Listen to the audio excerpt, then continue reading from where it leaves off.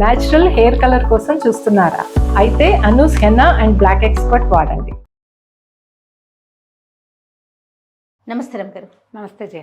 మాట్లాడే పక్షి చివరి భాగంలో ఉన్నామండి. చెప్తాం. సో ఇతను పెళ్ళి అన్నాడు, సైన్యాధ్యక్షుడు పెళ్ళి అంటున్నాడు. పక్షి ఏమో నీ ముకుందుడు వస్తాడు, నువ్వేం భయపడద్దని చెప్పింది. సుమావళి ఇప్పుడు ఉందిగా, ఇతని భార్య ముకుందుడికి భార్యగా ఉన్నటువంటి ఆ గంధర్వకాంత ఎవరో ఉన్నది కదా, ఆవిడ సంవత్సరం అయిందిగా, ఆవిడ పెద్ద నెలలు వచ్చేసినాయి, నిండు చూలాలుగా ఉంది. ఏం చెప్పిందంటే భర్తకి, మీరు బయలుదేరి నగరానికి వెళ్ళండి, మీ కత్తి తీసుకెళ్ళండి, ఈ అపురూపమైన పుష్పాలు మీ దగ్గర ఉంచుకోండి, మీకు ఏ అపజయము ఉండదు, రాజకుమార్తెని వివాహం చేసుకోండి వెళ్ళి అని చెప్పేసరికి అతను తెల్లబోయాడు. ఇదేమిటి, నీకు నిండు నెలలు, నీకు నీ పక్కన మనిషి ఉండాలి, ఏ ప్రసవ వేదన వస్తే నువ్వేం చేస్తావు అని అడిగితే, మీరేం కంగారు పడద్దు, నాకు ఏ ఇబ్బంది లేదు, మీకు నీడలాగా ఉంటాను నేను, ఏం పర్వాలా అని చెప్పి, అడవిలో బోల్డని జంతువులు వస్తుంటాయి కదా, ఈవిడ ఒక సైగ చేసి ఒక గుర్రాన్ని తెప్పించింది, ఈ గుర్రం ఎక్కి వెళ్ళండి అని చెప్పి. ఇతను సరే గుర్రాన్ని ఎక్కి బయలుదేరి వెళ్ళాడు. కత్తి తీసుకెళ్ళాడు. ఆ పువ్వులు ఇచ్చారుగా దేవతలు, అవి వాటిని ఒక దండగా గుచ్చి మెళ్ళో ఉంచుకున్నాడు అనమాట. వెళ్ళాడు. వెళ్ళేసరికల్లా ఊరంతా అలంకరించి ఉంది. ఊళ్ళోకి వెళ్ళి 4 వీధులు దాటేసరికల్లా రాజకుమార్తె పెళ్ళి సర్వసైన్య అధ్యక్షుడే రాజయ్యాడు. రాజకుమార్తెని ఇవాళ పెళ్లి చేసుకోబోతున్నాడు. తన పెద్ద ఉద్రేకం వచ్చేసింది. రాజకుమార్తెను వాడు పెళ్లి చేసుకోవటం ఏమిటి, ఇక అడ్డొచ్చిన వాళ్ళందరినీ నరుకుతూ రాజుగారిని, తన తండ్రిని బంధించినటువంటి చెరసాల దగ్గరికి పరిగెత్తుకుంటూ వెళ్ళిపోయాడు. చెరసాల బయట ఉన్న వాళ్ళు ఎవరు అడ్డితే వాళ్ళని కొట్టాడు. కత్తి ఉంది కదా దేవతలు ఇచ్చింది. లోపలికి వెళ్ళి చెరసాల్లో తాళాలు అవి పగలగొడితే లోపల రాజుగారు తండ్రి కనపడ్డారు. తండ్రి అయితే అసలు చాలా అసాందశలో ఉన్నట్టు అయిపోయాడు. రాజు కొంచెం వీక్గా ఉన్నాడు. ఆయన ఎప్పుడైతే ఈ కత్తి పుచ్చుకుని గుర్రం మీద ఇంత పౌరుషశాలిగా ఇతను కనపడేసరికి ఆయన అన్నాడు, నన్ను క్షమించు, నీ జీవితం పాడు చేసేసాను, నీ తండ్రిని ఇక్కడ చేర్చాను, నా కూతురుని రక్షించు, ఆమెను నువ్వే వివాహం చేసుకుని ఈ రాజ్యానికి రాజు అవ్వు, నువ్వు మమ్మల్ని రక్షించమంటే తండ్రిని ఆయన్ని ఇద్దరిని బయటికి తీసుకొచ్చాడు.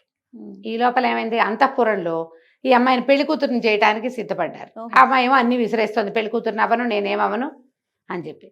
ఈ వీరవర్మ వచ్చాడు, నువ్వు ఏడాది సమయం అడిగావు, ఏడాది ఆగాను, ఇప్పుడు నువ్వు ఈ గొడవ చేసినా ఏం చేసినా సరే నీతో పెళ్ళి తథ్యం, నువ్వు నీ అంతటి నువ్వు ఏమీ చేసుకోవడానికి వీలు లేదు ఇంకా అని గట్టిగా గొడవ చేశాడు. అమ్మాయి ఏం చేసింది, పిడిబాకు ఒకటి తీసింది, చచ్చిపోతాను కానీ నీకు మాత్రం భార్యను కాను నేను.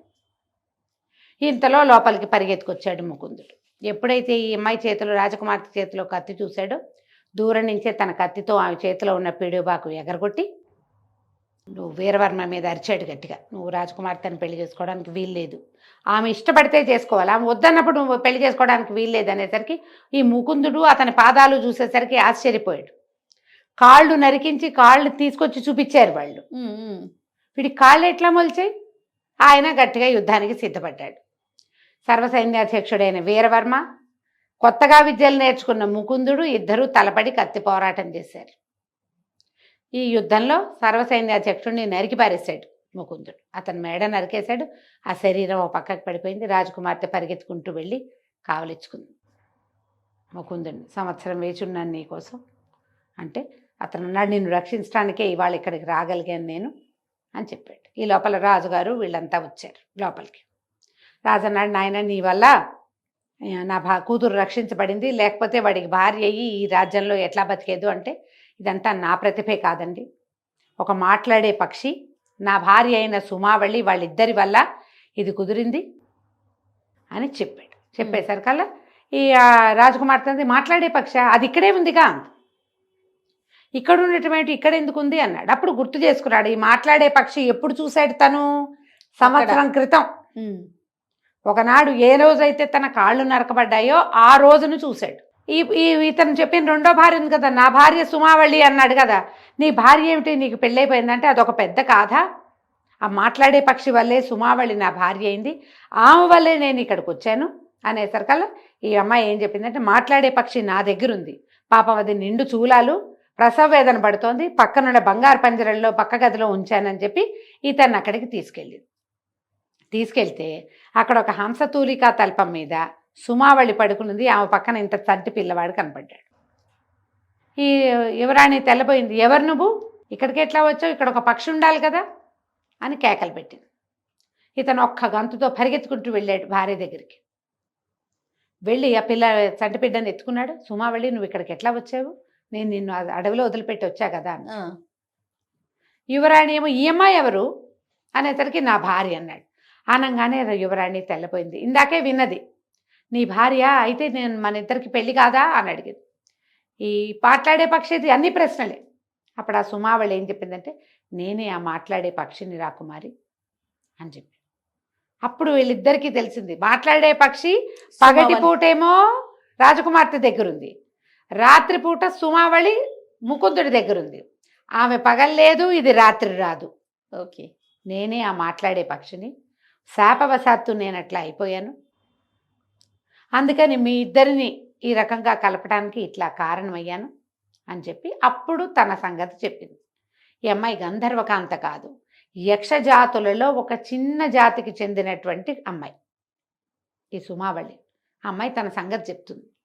నేను పుట్టగానే నా తల్లిదండ్రులు గతించారు. ఏదో పెద్ద దేవదానవ యుద్ధంలో వాళ్ళు గతిస్తే నేను మహాద్భుత సౌందర్యవతనని మా మేనత్త ఒక ఆవిడ నన్ను పెంచుకుంది. నేను చిన్నప్పటి నుంచి అందగత్తనని చాలా గర్వము గొప్ప నాకు. అయితే నాకు వివాహయోగ్యమైన వయసు వచ్చినప్పుడు ఏవైనా కొన్ని తెలివైన ప్రశ్నలు అడిగి పెళ్లి చేసుకోవాలని అనుకున్నాను నేను. అయితే మా అత్త ఏమన్నదంటే, ఆవిడకి ఒక రకమైన వేళాకోళం మగవాళ్ళంటే, ఆడవాళ్ళ పిచ్చి వాళ్ళకని. అందుకని ఈ ప్రశ్నలు అడుగు, ఎవడికి ప్రశ్న చెప్పలేడో వాడికి గుండు గీయించాలనేది.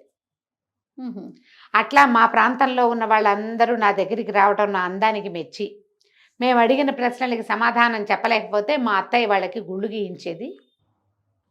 మా నగరంలో చాలామంది గుండు వాళ్ళు కనిపించేవాళ్ళు, ఎందుకంటే మేము ఈ పని చేసేవాళ్ళం. ఒక సరదా వచ్చేది, ఒక గొప్ప ఉండేది. నా కోసం ఇంతమంది వస్తున్నారు అనుకునేవాళ్ళం. ఇవాళ ఒకళ్ళకి గుండు గీస్తే రేపొద్దున రారనే వాళ్ళు అందరూ, కానీ రేపొద్దున ఎవడో ఒకడు వచ్చేవాడు. ఇలా సరదాగా సాగుతున్న సమయంలో ఒక అష్టావక్రుడుగా ఉన్న ఒక యువకుడు వచ్చాడు. అతను చాలా చదువుకున్నాడు, కానీ చూడ్డానికి పరమ వికారంగా ఉన్నాడు. నిన్ను చూడ్డానికే వచ్చాను, నిన్ను పెళ్లి చేసుకోవడానికే వచ్చానని చెప్పాడు. అసలు ఇలా వికారంగా ఉన్నవాడిని నేను ప్రశ్నే అడగనంటే మా అత్తయ్య సరదాగా ఉంటుంది, అడుగని నన్ను ఎంకరేజ్ చేసింది. తీరా నేను అడిగిన అన్ని తెలివిగల ప్రశ్నలకి అతను సమాధానం చెప్పేశాడు. నేను అతన్ని తోసేశాను పొమ్మని. తను కింద పడిపోయాడు. నేను తన్ని పెళ్లి చేసుకోనని అర్థమయ్యేసరికల్లా ఒడ్లో నుంచి బాకు తీశాడు. నన్నే చంపేస్తాడని నేను భయపడ్డాను, కానీ అతను ఆత్మహత్య నిన్ను చూడడం కోసమే వచ్చా, పెళ్లి వేరే సంగతి అని మెడ నరుక్కుని చనిపోయాడు. అయ్యో. మా అత్తయ్య చాలా నవ్వింది, కానీ నాకు చాలా దుఃఖము బాధ వచ్చినాయి. అతను చనిపోయేటప్పుడు చూసిన చూపు నాకు చాలా బాధ కలిగించింది. ఇప్పుడే ఇదే కదా సరదా వచ్చే సన్నివేశాలు ఇవేనని ఆ చనిపోయిన వాడి శవాన్ని చూసి మా అత్తయ్య బాగా నవ్వి ఆ శవాన్ని బయట పారేయించింది. చాలా రోజులు నేను అలాగే ఉండిపోయిన, దుఃఖంగా ఉండేది నాకు. అందరూ అనేవాళ్ళు, ఇట్లా ఒక అవిటివాడి మరణానికి కారణమయ్యావు, ఎప్పుడూ అవిటివాడే నీ భర్త అవుతాడు అనేవాళ్ళు. కానీ మా అత్తయ్య ఈ పద్ధతి మార్చుకోలేదు. అయితే ఆ కాలంలో సరే మరీ మనసు బాగుండలేదని ఎక్కడికో వ్యాహ్యాళ్ళకి వెళ్తే ఒక ఋషి ఒక ఆయన తపస్సు చేసుకుంటున్నాడు. అక్కడ ఏవో కొన్ని పక్షి ఈకలు కనపడితే 3-4 ఈకల్ని చేత్తో పుచ్చుకుని నడుస్తున్నా నేను. మా అత్తయ్య, ఈ మునిగారిని అడుగు, నీ పెళ్ళి ఎప్పుడు అవుతుందోనని అన్నది. నేను ఆయన అడిగాను, ఆయన సమాధానం చెప్పలే. అత్తయ్య ఏమంది, నీ చేతిలో ఈక ఉంది కదా, ఈకతో ఆయన్ని ముట్టుకో, మెలకు వస్తుందన్నది. ఎప్పుడైతే ఆ పక్షి ఈకని ఆయనకి తగిలించానో ఆయన వెంటనే కళ్ళెదరు చూసి నువ్వు పక్షిగా మారిపోమని నన్ను శపించాడు. ఓహో, ఇప్పటికే నేను చేసిన పని వల్ల నాకు చాలా దుఃఖంగా ఉంది, ఇప్పుడు పక్షిగా కూడా అయితే నా జీవితం ఏమైపోతుందో తెలీదు. అక్కడే కూర్చుని విపరీతంగా ఏడ్చాను.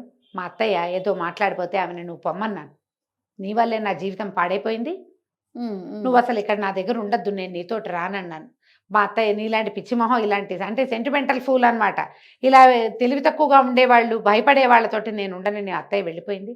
నేను ఆ రుచిగారి పాదాలు పట్టుకుని ఏడుస్తూ ఉండిపోయాను. ఆయన, సరే ఒక పూట పక్షివిక అని నా శాపాన్ని సడలించి, నీవు చేసిన ఈ పని వల్ల ఎవరైనా వికలాంగుడు సద్గుణ సంపన్నుడు అయిన మానవుడితోటి సంసారం చేసి సంతానాన్ని కన్న తర్వాత ఈ పక్షిగా మారేది పోతుంది, నీకు నువ్వు చేసిన పాపం కూడా పోతుంది అని నాకు శాపాన్ని సడలించాడు. అప్పటి నుంచి నేను వచ్చి ఈ అడవిలో ఉంటున్నాను. పగటిపూట నేను పక్షిగా ఉంటా, రాత్రిపూట మాత్రమే, ఒక పూటే నేను పక్షిగా ఉండేది. ఈ పక్షి స్వరూపంలో ఉన్నదాన్ని, నాకు ఈ శక్తులు ఉన్నాయి, నేను యక్షకన్యను కాబట్టి నేను అన్ని బరువులు మోయగలను, మాట్లాడగలను.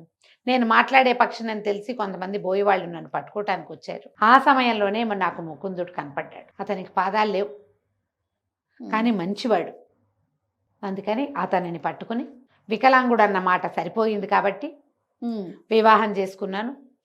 అతనితో కాపురం చేసి సంతానాన్ని పొందితే కానీ నాకు ఈ పరిస్థితి పోదు.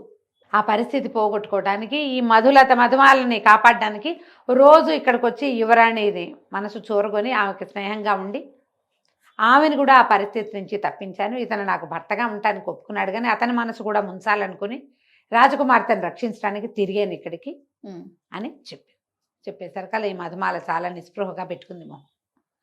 వివాహితుడు, సంతానవంతుడు, ఇంక ఎందుకు ఇతనితో అంటే ఒప్పుకోలేదు సుమాళి.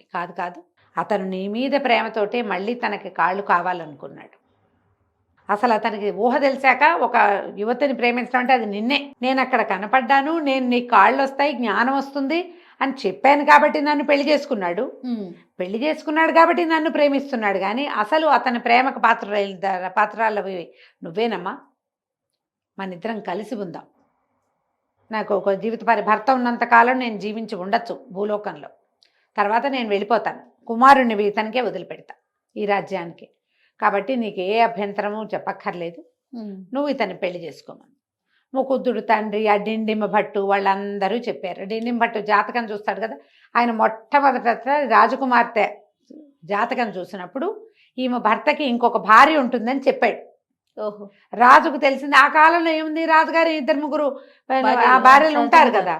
ఇప్పుడు ఒక గంధర్వకాంత లేదా యక్షకన్య ఇతనికి సమస్యలు తీర్చి రాజకుమార్తెని రక్షించగలిగే వ్యక్తి అయితే ఎందుకు కాదనుకోవటం. సరే, దాంతో ఒప్పుకొని ముకుందుడు రాజకుమార్తె వివాహం చేసుకున్నారు. సుమావళికి మళ్ళీ సంతానం కలగలేదు, రాజకుమార్తెకి బోళ్ళంతమంది సంతానం కలిగారు. సుమావళి కుమారుడే ఈ రాజ్యానికి రాజు అయ్యాడు కూడా. చాలా కాలం జీవించి ఎంతకాలమో సుఖంగా ఉన్నారు. ఇతను మరణించిన తర్వాత సుమావళి తన దేహాన్ని విడిచిపెట్టి యక్షలోకానికి వెళ్ళిపోయింది. కథ కంచికి మనం ఇంటికి. చాలా బాగుందండి మాట్లాడే పక్షి. నమస్తే. నమస్తే.